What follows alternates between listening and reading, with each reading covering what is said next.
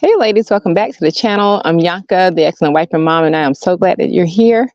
And I am also here with my husband, Doc, who's the excellent husband and father, but he'll be chiming in a minute. But I was watching this video, and caught my interest. I don't usually watch this channel or anything. It's something my husband usually watches, but I turned on the TV and it came up. So I said, well, that looks interesting, because what the guy was doing, he was interviewing, he went to the richest county in the nation, and he was asking people what they did for a living, and did they prefer stay-at-home wives or working wives, or wives who made their own money, is what he said. And so, as I watched it, I noticed that when he most people there on a minimum of $200,000 a year, and there was entrepreneurs as well.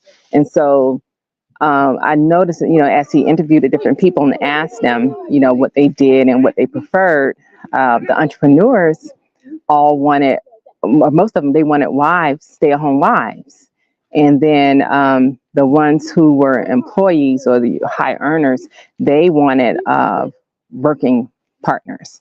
And so, I thought that was an interesting concept and how they thought, so differently. So after it was over, hey, Miss Dee Dee, how you doing? It's good to see you on today. Blessed and Happy New Year to you too. Thank you. But after that was over, I asked my husband, I said, well, I was telling him about the video. I'm like, what do you prefer? And then he told me I prefer what I have. And so, we talked a little bit about it. So I asked him, to share a little bit. So can you talk about the tax thing for me, babe? Taxes? Yeah, talk about that. Let me make sure you have my thing, because I want you to hear you. Well, I guess it depends on what's the purpose or what's the goals of the family. When you look at your gross income, if a person is taking home a W-2, which is a paycheck, depending upon what their salary is, 32 to 60% of their income is going to be taken in gross. That they make on a gross is going to be taken in taxes. I mean, it's about 32 to 50% W-2. If you're a self-proprietor, like a doctor, or dentist, or lawyer, you pay a 15% self-employment tax. That's how you get to 60%. Mm-hmm. So essentially, the more you make, the more that the government is going to take in your gross income before you even see any of your own net income. So if you're comfortable with that, that's how you do what you want to do. There's more advantages if you are a entrepreneur, but you also got to understand what your skill set is. Not everyone have the capabilities of being an entrepreneur, being responsible for themselves and other things. Some people only have the mental capacity to clock in at 9 o'clock and clock out at 5 o'clock, and they don't want to think about anything else. So, I guess the question of whether somebody should be married to a career woman or a stay-at-home woman depends on that family and what they want to do. I think everybody should do what they want to do. Mm-hmm. If you marry someone who's already in a career, it might be kind of selfish to ask them to stay at home, especially if you don't have any children. Right. If you do have children, then depending upon how you feel about our government and the educational system determines whether or not you want your school to basically be a glorified babysitter for your child, because they're not learning. They're memorizing and regurgitating what they learn on a short-term basis. And if you're okay with that, then you make those decisions. There's a lot of advantages of having a stay-at-home mom if the man and the woman understand their roles. They are to work together and not in competition or opposition. I actually prefer my wife to be at home when I get home and butt naked, ready to serve me up, So it depends on what vantage point you're looking from. You can't do that if you're at work. So wait, let me ask you this one question. So why do you think more of the entrepreneurs. Like really, all of them said they preferred the wives to stay home as opposed to the guys who clocked in. Why do you think it was such a stark difference like that?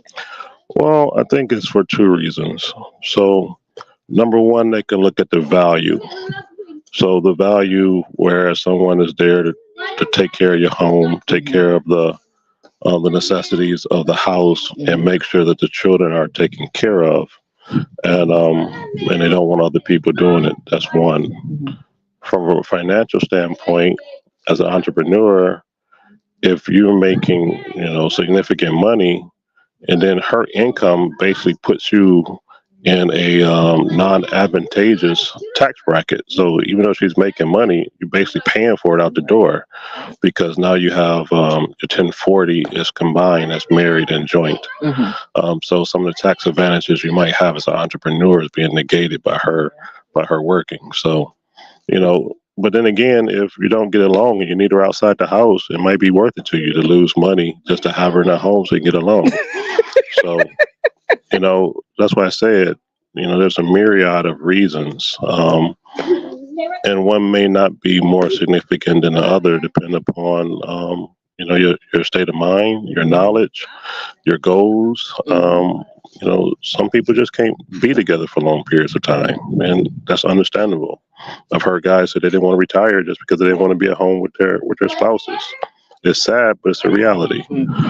So I think you have to take a true reflection of number one, yourself. It's not your responsibility to make anyone else happy. Absolutely. If they're not happy, then that's on them. They need to take that up with their creator and maker, because that's something internal. And no matter what you do externally, it's not going to fulfill the internalness of their unhappiness. So I think it's full circle. You got to let people be whoever they are. You can't change them, but you can make a decision on what you want to do. Either you can deal with that person and everything that they bring, or you can't. If you can, stay. If you can't, find something else to do. So there's many reasons why someone would want to stay at home partner or person that's in a career. If you have the type of spouse that's kind of like a terrier, a little small dog full of energy, then they can't be at home because they just can't. They can't keep still. They got to be doing something, and then they need to get out and go find something else, or they drive everyone in the house crazy. So what do you think about, so once because there was younger guy, he maybe in his 40s, and he was talking about, how he preferred his wife to stay home. But then there was the older guy, and his wife he appreciated that his wife had raised the kids, and then afterwards she wanted to get into a career. So what do you think about that? Well, I think that is a result or conclusion of a lot of things that take place prior. So number one, people should know what they're getting themselves into with who they with the mate. First of all, you got to understand who you are. Right. What complements the type of person, mindset, characteristics, personalities that you are, and what type of personality or mindset causes opposition. So that's number one, is know yourself. Number two, there should be some time spent with the significant other. A lot of relationships start off as sex, and then they move from sex to relationship, and they won't leave their purse in the same room with a person because they don't trust them, but yet they lay down and spread their legs, and vice versa for a guy, which is problematic in itself, right? So you start off on a very rocky or bad foundation. But once you get to know each other, and when I say know each other, I'm talking about the person, their family, their background, their history, their FICO score, their portfolio, how they handle finances. And then if it is a union that makes sense, right? You're greater as two than you were as one. Then you move forward. So then you can say, hey, we have a plan that while children are in the house, be a stay-at-home mom, particularly if that spouse have a degree, had a career already, and say, we're willing together to take a pause for the betterment of our family, of our children. And then once they have left the house, we could take another look at this, another reflection, say, hey, do you want to go back into a career, or would you remain to stay at home? And staying at home, there's a lot of things you can do. I mean, you could travel, you can, build things, you can go out. But I think what happens is, number one, people haven't taken the time to get to know themselves, right? You need to spend some long time, maybe move out your parents' basement, start to live on your own, pay your own bills, understand life, understand how it works. And then number two, take the time to get to know someone else. But what happens is people bring baggage. They just start collecting more and more baggage. And so by the time you meet a person, they have a whole myriad of luggage, luggage department. And then you collect all these red flags and you spend most of your time trying to navigate around all the luggage that both people potentially can bring to the relationship. So you never get to the point of enjoying the time of raising your family and then enjoying the time afterwards. Most of it spent on just trying to learn how to get along or trying to find an exit plan. So if you do it right, then there's no fear, ambitions of either spouse feeling like, oh, well, this other person, I'm trapped. No, you're working, so you're building something together. Yeah, I did want to say that too. So if you do it according to God's commandments or Constitution, which is the Bible, you'll find out is written for your betterment, for your best. God already has the best. So he's not writing it for his best. He's writing it for you to have the best. You can buy an Apple computer and you can open it up and start to utilize the computer because you have some familiarity. However, there are some nuances that's particular to the Apple computer that you will never uncover or know if you do not read the manual. The Bible is just a manual for mankind, how we were designed, our purpose, and how the earth works in collaboration with us to fulfill and obtain our goals. So, if those are not your aspirations, then we've already started off on a bad note. And you never get around to saying, hey, you got to stay at home wife that when you come home, she's butt naked, ready to serve you up. So, Doc, you went a little above beyond. Thank you so much. I appreciate that. But it was, I was telling him, I was reading in the comments, and a lady was like, with the stay-at-home wives, they get to depend on the man, and then if the man leave or he cheats or she's in abuse or whatever, then she's stuck. And so he touched on that, and as I read down in the comments, I said, well, a lady, I think she answered it well, because that's the way I would have answered that. It's not, people forget that marriage is a union between the man and the woman and God. It's a covenant between the three of those. So if we live according to how he designed it, then you don't have to be in fear, and you always have to realize that your dependence is on God. That's what it comes down to. A lot of these issues or things that turn out to be problematic starts at childhood. It's not when you become an adult or 21 or 22. It's actually childhood. So our current society is raising women to be mentally strong but physically weak, and raising men to be punks. Or wait. Say that again. They raising women to be. Our current society is raising women to be mentally strong but physically weak. And they're raising men to be physically strong but mentally weak. So the roles are reversed. And a lot of the men out here that are not men, they are male, they are punks. They don't understand the accountability and responsibility of providing and protecting and modeling that behavior to the next generation, your children. Same is also true of the inverse of the women. You have to be taught, both through verbal as well as display, how to be a man, how to be a woman, how to take care of your husband, how to take care of your wife, how to raise children. even how to have conflict resolution. Yeah.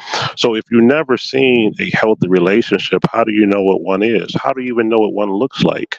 But yet you want to start your own relationship. So you're starting off without having the proper knowledge. Mm-hmm. And a lot of these issues, I don't care what a person says, single family relationships is a reality. But part of that reality is a woman cannot raise a male to be a man, and a man cannot raise a girl to be a woman. Amen. Now, you might raise them to adulthood, but the things that they know to be a man, a woman can't do because she's never lived that experience.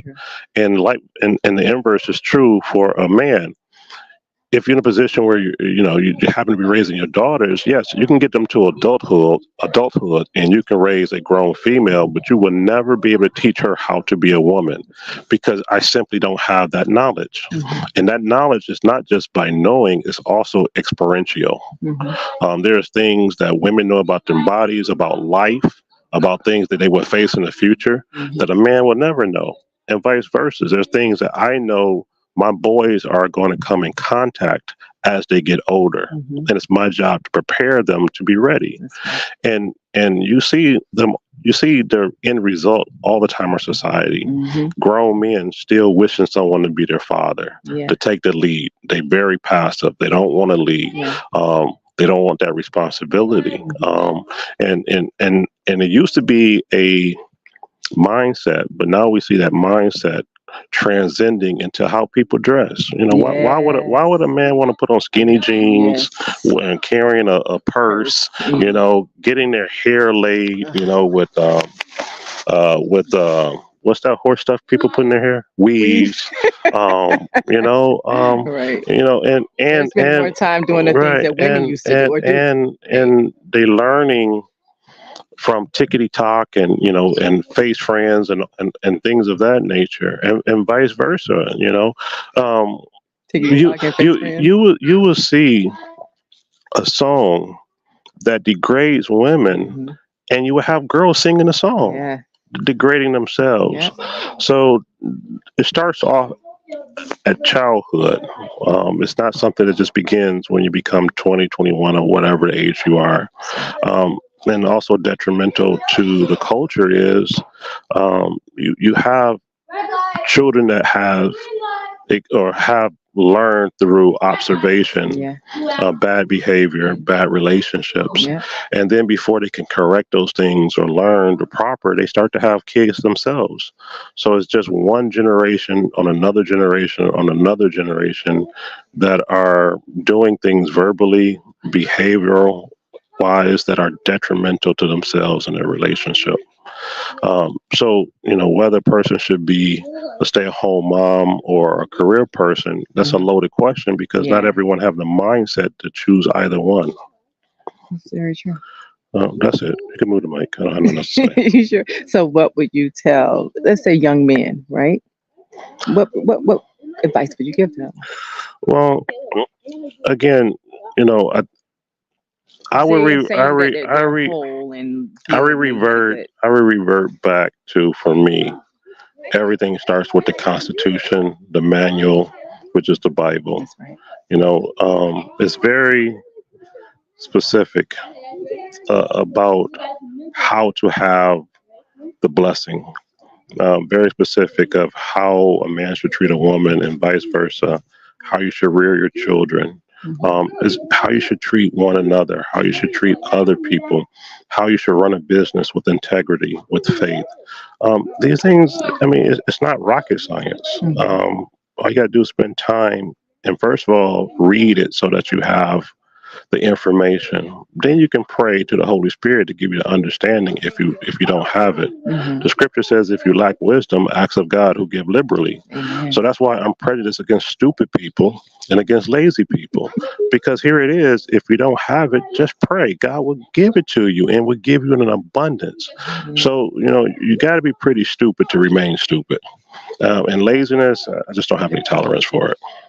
Well, a lazy man should not eat. Well, it's just that laziness leads to Poverty. Right. And if you don't work, you don't eat. And poverty is a spirit, Yeah. just like wealth is a spirit. Right. And so if your life, what it is or what it is not, is based upon the decisions that you make. And if you don't love your life, change it. There's nobody can change it but you. Mhm. So whatever situation you are in, it's your fault. What are you going to do about it? Complain and keep doing the same thing, expecting a different result? Well, that's insanity. Or are you going to make the necessary steps to change it? And it always start with yourself. Amen. You find busy people who are always in other people's business, who always got mess going on, that's always got some type of drama.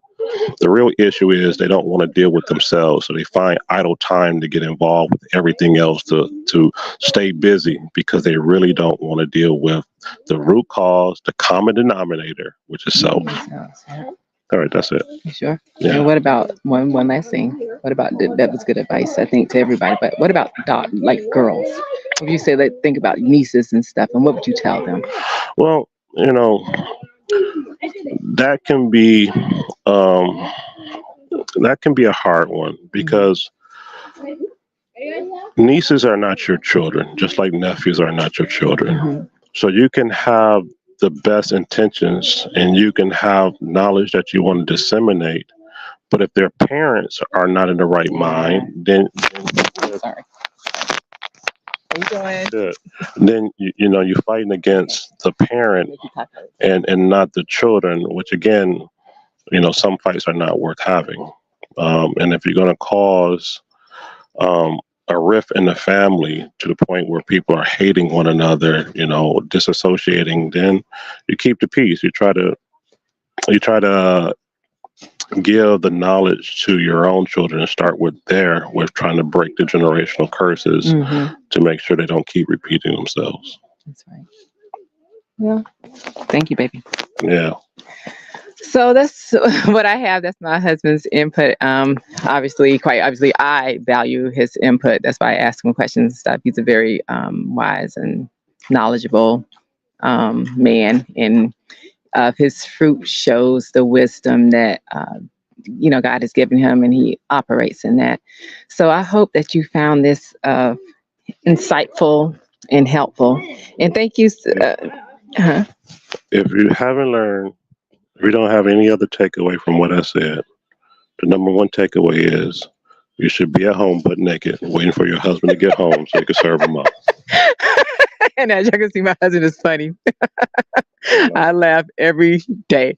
But I hope this was insightful. Thank you, Sister Dee, for watching and commenting. Yeah, the male perspective is very important, which is I thought, to have him on, because he's actually full of wisdom about so many subjects, so many things. And sometimes I just like to hear him like talk about things, because it's amazing. Like when you meet someone or you marry someone, and then you begin to learn, from the things from them. Because I have no expertise in finances, none, but I am so much more knowledgeable just since learning, just being with him, because he lives it, he talks it, and he walks it. And I know he's much more knowledgeable about fitness and nutrition. Like he talk to people just as well as I can, and that's just through the conversation and just being with him, learning, just learning from each other. So anyway, ladies, thanks for watching. God bless you. Oh, hey, Addison, how you doing? Say hi to Addison. Hi, Addison. You guys want to say hi to Addison? Hello. Wait, that's Addison right there? That's Addison right there. Is that Miss Michelle's daughter? Yes. But thanks for watching. And we will talk to you guys real soon. God bless. Bye. Was that Ashley? Yeah, that was Addison. Maybe I need you to